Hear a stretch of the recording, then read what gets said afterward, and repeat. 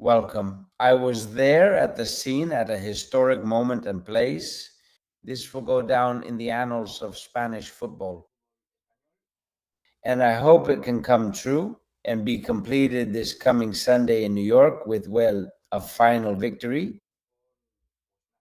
Because, as Luis Aragones used to say, nobody remembers the runner up. Although, well, we are definitely going to remember these guys, right? Because playing in a World Cup final doesn't happen all the time. It's only the second time Spain will be there. And of course, now we think that playing like we did against France, nobody's going to beat us, but football is really tough. Football is a very cruel sport where even when you're the best, sometimes they still go and beat you, right? The thing is, yesterday's match was so amazing and textbook perfect. It gave the feeling that France, despite some comments I've read out there, though fewer now, because denying the evidence now, even living in this absolutely crazy society we live in, now those crazy references. Let's see when they face a good team, even France or not, they string together four passes and people get excited, but no, I mean, that doesn't count anymore. But not even because of these digital amoebas and these bratty influencers who have come out lately to say nonsense, not even because of them. I mean, keeping up that narrative is just impossible now, right? Well, now I'll show you those videos I recorded yesterday there at Texas Live, which is right in front of the AT&T Stadium after the game. I didn't watch the game in the stadium, but well, experiencing the atmosphere and excitement in a host city in the last game in Dallas. By the way, what a great host Dallas has been. 9 games, a semifinal. It was truly wonderful. And experiencing the World Cup the way I am, honestly, guys, it's not, well, you'll allow me, since we're like family now, to brag a little. A year ago, I mentioned it live. I told my wife, I have a feeling about next year. I think Spain will at least make it to the final. We have to be there no matter what. No matter what. And here we are. Hey, let me tell you first how Mourinho experienced it. Mourinho saw Cucurella's performance, among others, because of course he can't say much about Mbappe, who practically did nothing, right? But he did see a great performance from Cucurella. And well, actually, he can't say much about many either or draw many conclusions. Mourinho already knows them inside out. He didn't need to watch yesterday. He didn't need to see a great game or a bad game from them yesterday or see more or less of them because he already knows them very well. I hope he brings out the best version of these two players, especially Mbappe, who, when it comes to goals, hey, fantastic. But well, with all that, with everything we've been talking about for a long time, that Mbappe brings to Real Madrid's attacking game, let's see if Mr. Jose, who's here barefoot in Valdebebas with his coaching staff watching the match, well, let's see if he can bring out, as I said, that best version. But anyway, he must be delighted, absolutely delighted with Cucurella and with the great match the Real Madrid left back played. Let's see what he will say in the end. One more thing about the match. He summarizes how Spain made it 2-0, but I'm not going to play it. T.D. Henry on Fox with Zlatan Ibrahimovic, with Alexi Lalas. I don't know the name of the presenter. You'll have to forgive me. Sorry, damn, I've had such a scratchy throat these last few days. Regaining my voice was difficult, and Henry said almost resignedly, because he also went through it as the coach of the Olympic team in the summer of 2024. How does it feel to face Spain? It's like playing against kids who have been playing the same way since they were 9 years old. And there's also the situation we mentioned during the live stream. If you haven't seen it, the live post-match reaction to Spain's semi-final win over France is up. Luis de la Fuente has also had all these players when they were 17, 18, 19 years old, and he also made them European champions with the under-21 team, Luis de la Fuente, right? I think it happened a couple of times. I don't want to be wrong. But, well, in the 2024 Olympic Games in Paris, Titi Henry was coaching the French Olympic team, which Mbappe couldn't be part of, remember? Mbappe, because he had just signed for Real Madrid, and Madrid didn't let him, nor Chouameni nor Camavinga, go to the national team, go to the games, because they would have practically had no vacation since they had played the Euros before. And that match was historic as well.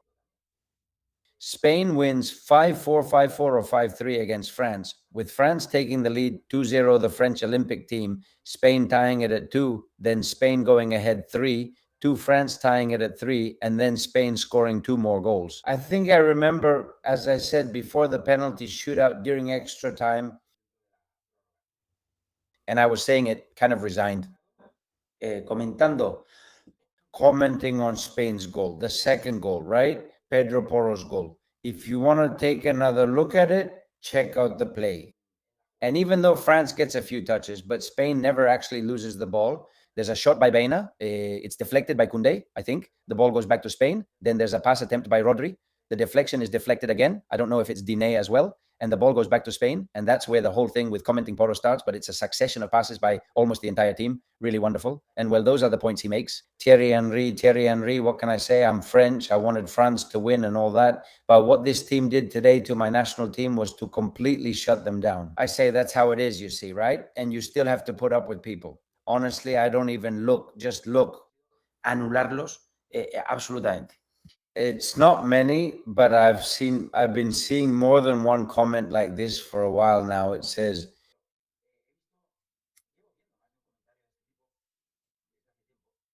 here, someone named Oscar Salm says, Spain doesn't have a playing philosophy that works. Whatever they do, it's something else. That's unbelievable, really. The nonsense that's out there. Well, here on social media, you find everything, right? And we're not going to extrapolate from a random comment either, right? But there are still people who keep thinking like that. I insist they're the minority in the last few hours. But there are people who think all of this is just a coincidence, that the way Spain plays is just luck, that shutting down a great team like France is just luck, that things just happen to work out for them. It's unbelievable. Anyway, let me say something. No matter who the final is against, whether it's Argentina or England, I have no doubt that as a team, the best one is Spain as a team in terms of collective performance. Now, if you play against England, Jude Bellingham shows up. Harry Kane, a moment of brilliance, a red card, things that happen in football. You play against Argentina, Messi shows up, who's making his presence felt, and the man with the whistle shows up, who's also making his presence felt. Hey, Enzo, who's really good? Julian scores a goal from way out. Of course, a red card, something or other. Indeed, things can happen, right? And speaking of that match, it's a story I wanted to talk about yesterday before the Spain game, but, well, I didn't end up making that video. There's the matter of the appointment of this guy, Ismail, for that match. El Fad, a referee who was born in Morocco, went to the United States at a very young age and became a US citizen, and he's the referee. 3 are from the United States and 2 are Italians to complete the group of 5 referees. And he is the referee who will officiate this match between England and Argentina. And he was the one who was in the Spain game, Uruguay, which allowed the Uruguayans to kick people all over the field. He never set any line or got that game under control. And he sent Canobio off at the end because by then he had to. Otherwise, it would have been too obvious. And this guy also missed a very clear penalty that was committed against a Brazilian in the match against Norway. He didn't see it on the field, and they had to tell him from the VAR. How is this guy rewarded? He was assigned to referee the semifinal. And you say, well, look, it's just FIFA doing FIFA things, right? Okay, fine. But there's something else. Besides, no one who has done that should be rewarded with a semifinal.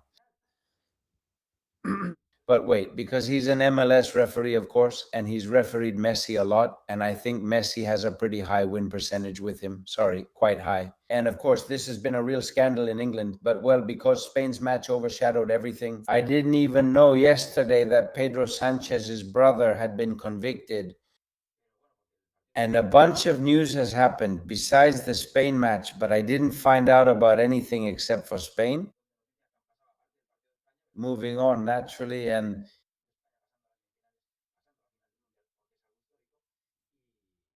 he refereed a lot at the World Cup final because it's something historic. And with him, well, there was a great flow of information in every way. But anyway, I would have liked to make a video before, but I didn't have time to do it. And now, just a few hours before Argentina plays that match against England, well, it's worth talking about. And indeed, well, in England, things have blown up as expected because they're suspicious. And I say something, I always say the same thing. I have many Argentine friends whom I love, my Argentine family. But if you ask me, hey, Miguel Serrano, who do you want as a finalist? Well, obviously, and my Argentine friends will have to forgive me, I want England because there are two things I don't trust about Argentina. I don't trust this. I don't trust this. Who they appoint and what they're going to do. And of course, I don't trust the kind of game you guys can play. Argentina, because if anyone competes and if anyone has street smarts and comes from the neighborhood and the playground and has all kinds of skills to play soccer, it's the Argentinians. And I don't trust it. England, I think, up to what they've shown so far, up to this stage of the World Cup, they're the better team. But I trust the Argentinians game even less. I trust them much less. And then there's also that Messi factor in every sense. So I don't know. Let me know in the comments who you would prefer, whether you're Spanish or from anywhere else, which final you want to see. Well, I was going to say that's it, but no, because I'm going to finish with this, which is a little outro, a little video outro. And well, yesterday, with all the excitement after the match ended, celebrating with some Spaniards who were still around and sympathizing with some French people. Well, we did this, and I hope everyone likes it. See you in the next one. Don't go anywhere because I have to tell you about it from there, from where it all happened. Bye. Guys, it happened there. And there are some sad French people. And even Spider-Man is here. Spaniards celebrating, a guy with a huge Mexican flag. Everything is really, really mixed here at Texas Life, which is right in front of the stadium. And of course, I mean making it to the World Cup final, whether we win it or not. This is the most special World Cup I've ever experienced in my life, obviously, for obvious reasons. Because of work, because I've been right where it all happened. I wanted to be at the match in the stadium, but it felt like I wasn't. And we're going to watch the final. I don't think I'll go to New York, but it doesn't matter. It doesn't matter. It doesn't matter. I mean, it's something I'll remember for the rest of my life. And above all, having my little one here with me, Lucas, so he can experience this. But it's wonderful. Telling him that it wasn't always like this with Spain. It wasn't always like this. We've had to go through a lot of tough times to get to this point. He didn't see the World Cup or both European championships, but he saw one. And he can see Spain winning the World Cup final, no less. From AT&T Stadium in Dallas, thank you for watching. See you next time. Like the video if you enjoyed it. Subscribe, comment, and share. That's all. Hugs to everyone. Goodbye.